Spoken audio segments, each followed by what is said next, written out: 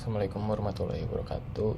Perkenalkan, nama saya Rifki Adri Arsyad dari Fakultas Seni Rupa, jurusan Seni Murni, ISI Yogyakarta, dengan NIM 18128522021. Dalam kesempatan ini, saya ingin menjelaskan dan memaparkan materi mengenai interaksi dalam karya seni media baru. Kita mulai dari pengertian seni itu sendiri. Seni adalah suatu bentuk kegiatan atau hasil dari pemikiran dan ekspresi seorang atau kelompok. Seni bisa datang dalam berbagai macam bentuk, baik itu dalam bentuk visual seperti lukisan, gambar, kemudian bentuk suara atau auditori seperti seni musik, maupun dalam bentuk gerakan atau pertunjukan seperti tari atau mungkin film. Tujuan dari seni itu sendiri adalah sebagai hasil dari imajinasi atau ekspresi dari senimannya itu yang kemudian bisa diapresiasi dari keindahan atau dari kekuatan emosi yang bisa tersimpan dan disampaikan oleh karya itu sendiri. Setelah memahami arti seni itu sendiri, maka sekarang kita lanjut ke pengertian seni media baru.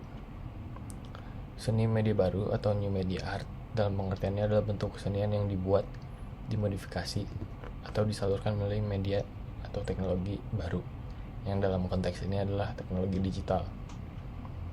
Atau secara singkatnya, seni media baru adalah bentuk kesenian yang memanfaatkan teknologi terbaru. Karena seni itu sendiri memiliki sifat yang selalu berubah-ubah mengikuti kebutuhan dari zaman atau era di mana karya tersebut dibuat, maka karya yang mungkin pada tahun 1950-an akan berbeda dengan karya sekarang, mungkin dari konteks teknik, media yang dipakai, atau mungkin juga dari konsep yang dibawakan. Nah, karena persimpangan antara seni dan teknologi itu memang sangat erat hubungannya, maka dengan seiring berkembangnya teknologi pada era digital ini, maka seni-seni yang dihasilkan pada saat ini juga akan banyak memakai dan memanfaatkan teknologi itu dalam pembuatannya. Nah, sekarang kita masuk ke dalam interaksi dan interaktif art. Interaksi sendiri menurut kamus Merriam-Webster artinya adalah aksi saling mempengaruhi. Sedangkan interaktif art itu adalah karya seni yang memanfaatkan kolaborasi antara seniman dan pengunjung atau penonton untuk mencapai tujuannya. Jadi dalam konteks interaktif art ini, penonton memiliki peran penting karena tanpa ada penonton itu, tujuan dari karya seni itu tidak akan terwujud. Nah, dalam seni media baru ini sebenarnya akan ada banyak cabangnya. Ada digital art, internet art, atau digital interaktif art, dan mungkin batasan-batasannya agak kabur ya, tidak terlalu jelas. Namun yang ingin lebih dibahas di sini adalah digital interaktif art. Karena digital interaktif art sendiri itu adalah bentuk kesenian di mana karya tersebut memakai teknologi digital baik dalam pembuatannya atau penyampaiannya, dan melibatkan penonton atau lingkungan sekitar untuk mencapai tujuan utamanya. Kemudian kita masuk ke dalam interaksi dalam karya seni media baru. Kalau dilihat menurut interaksinya, maka bisa dibagi menjadi 3, yaitu pasif, interaktif, dan adaptif. Karya yang pasif itu adalah karya yang hanya bersifat linear dan penonton hanya bisa berinteraksi dengan memulai atau menghentikan pertunjukan atau presentasinya. Kemudian yang interaktif adalah ketika penonton dapat memilih pilihannya dari opsi yang sudah dibuat atau diprogram terlebih dahulu oleh senimannya.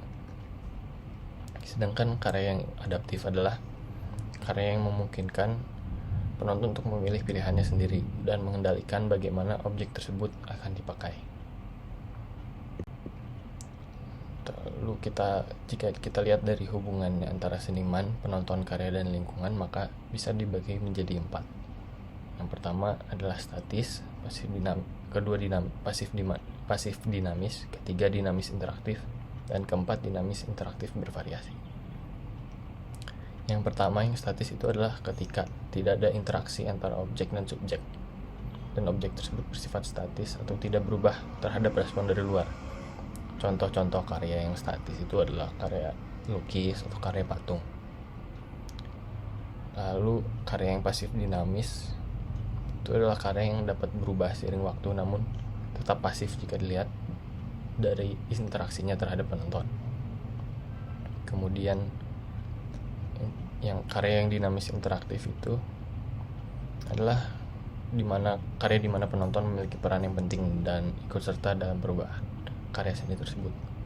Contohnya mungkin karya-karya yang menggunakan sensor yang kemudian akan berubah